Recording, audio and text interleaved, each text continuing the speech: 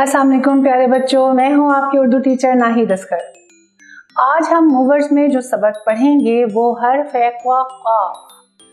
क़ाफ़ जो हलक से हमने ज़बान का दुरुस्त अदायगी जो हमने करनी है क़ाफ़ के साथ है, का नहीं पढ़ना इसे, क़ाफ़। और इसकी अलामत याद रखनी है। कितने होते हैं इसके नुक्ते?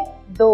बिल्कुल थे की तरह ही थोड़ा सा लिखा जाता है लेकिन नीचे की तरफ घूम के, लेकिन छोटी शक्ल इसकी फे जैसी होती है। लेकिन हमने इसकी अलामत क्या याद रखनी है?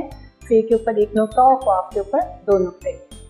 क़ाफ़ से शुरू होने वाले जो अल्फाज हैं वो कौन कौन से होंगे वो आपने मुझे बताने हैं।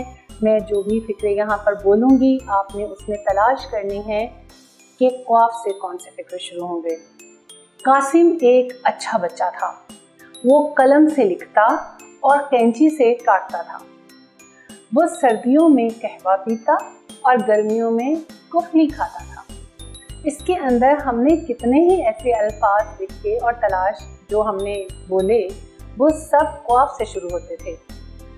कुफली इसका असल लफ्ज़ है और आप सब बच्चों को बहुत ज़्यादा पसंद होता होगा, लेकिन आप इसे कुल्फ़ी कहते हैं। ये कुफली असल लफ्ज़ है। कहवा जो है वो हम आमतौर पर चाय की जगह पे पीते हैं। अक्सर लोगों को बहुत पसंद होता है। सर्दियों में तो कहवा बहुत अच्छा लगता है। क़ाफ़ कासिम उसका नाम है।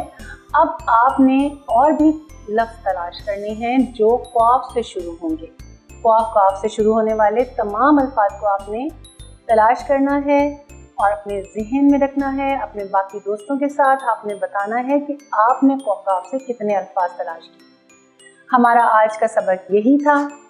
इंशाअल्लाह ताला अगले सबक के साथ फिर से आपसे मुलाकात होगी। तब तक के लिए अल्लाह हाफ़िज़।